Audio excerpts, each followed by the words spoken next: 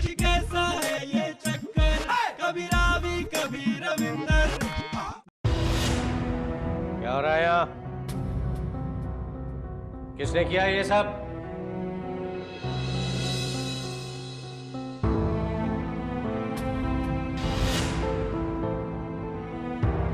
रविंदर, इधर आओ।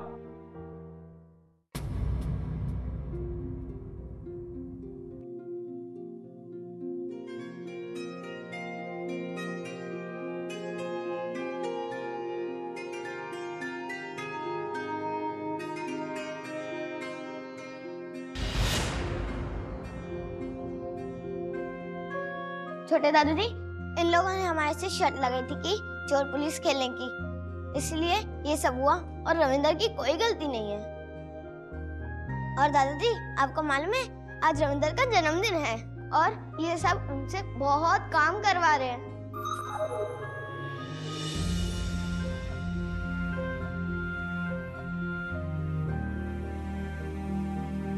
ओए, मेरे पुत्र रविंदर का जन्मदिन है और किसी ने मुझे अभी तक बताया ही नहीं।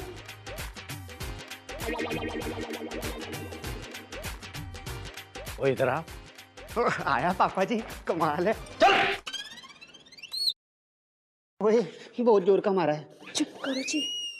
मुझे पहले नहीं बता सकता था कि मेरे पुत्र रविंदर का जन्मदिन है।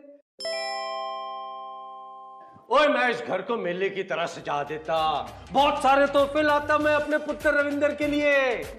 आजा पुत्र, आजा मेरे पास। हैं?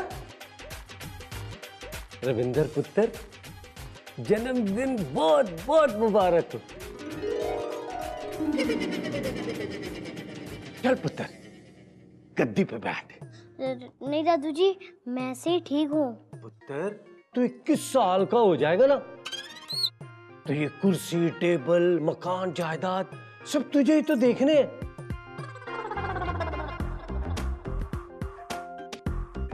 हाँ? शाबाश, शर्मा मत पुत्र, आजा गद्दी पे बैठ। बैठ जा। देख पुत्र, मैं यहाँ जिदाद और धर्मपुरा के लिए केयर टेकर बनने नहीं आया हूं।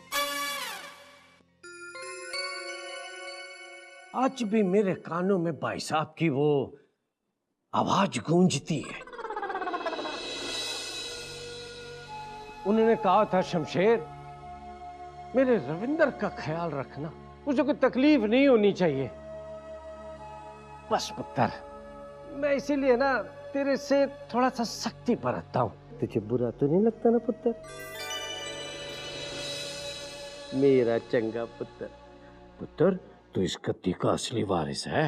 ओए, ओए, तुझ में ही रब दिखता है। मुझे तुझ में बेवकूफ दिखता है। ओ चुप कर।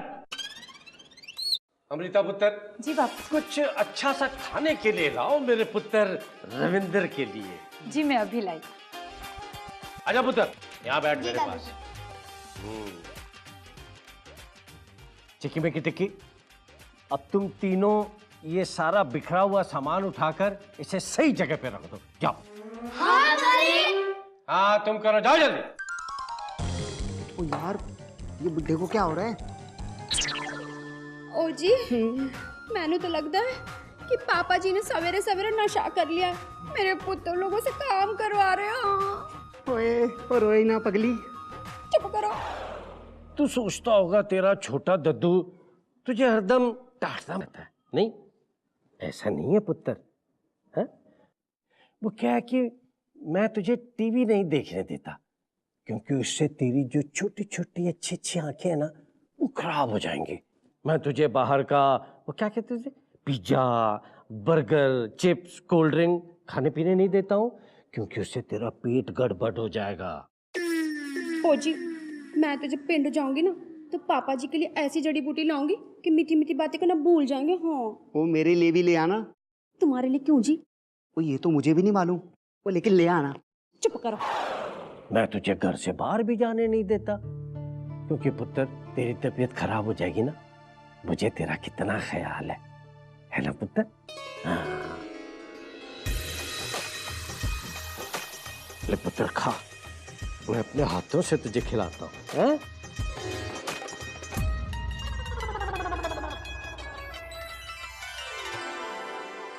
अच्छा लगा ना पुत्र? हैं? ले खाओ, अच्छे से खाओ।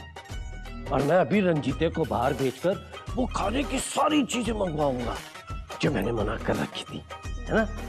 बहुत मजा आएगा।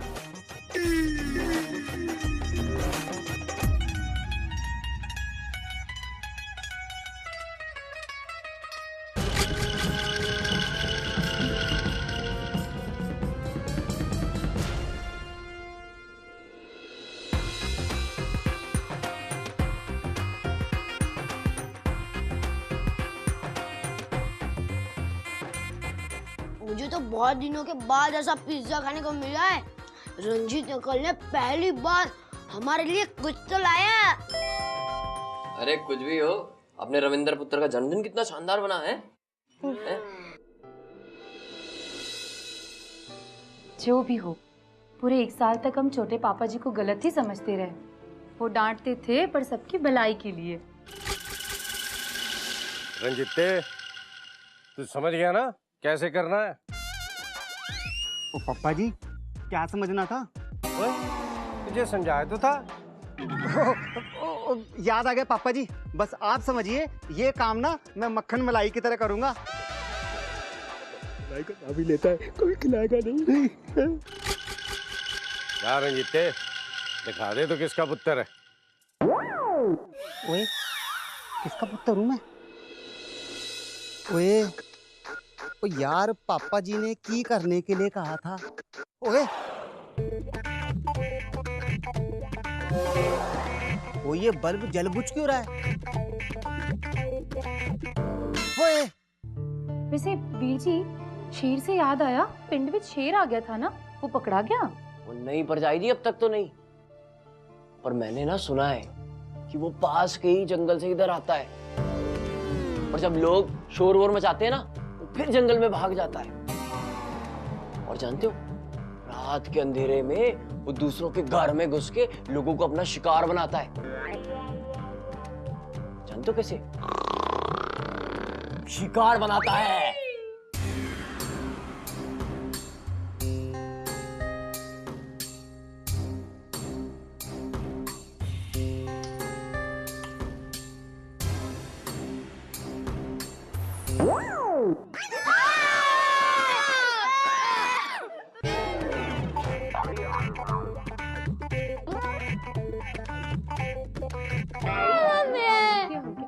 कुछ नहीं पुत्र, ऐसे डरते नहीं, मैं हूं ना, घबराने की कोई बात नहीं। अल्लाह मेहरबान तो गदा पहलवान। ओए रंजीते, रविंदर को रास्ते से हटाने का प्लान खुद भगवान ने बनाकर भेजा, और वो भी रेटे में। भाई साहब की वसीयत के मुताबिक अगर रविंदर की नेचुरल मौत नहीं हुई ना, तो सारी प्रॉपर्टी धर्मपुरा के लोगों में बांट दी जाएगी, और अगर नेचुरल तरीके से मौत हुई तो उसके बाद उस जायदाद पर भाई साहब के रिश्तेदार का हक होगा, मतबल मेरा। और जिसे शेर उठाकर ले जाता है उसकी मौत को नेचुरल मौत ही तो कहते हैं।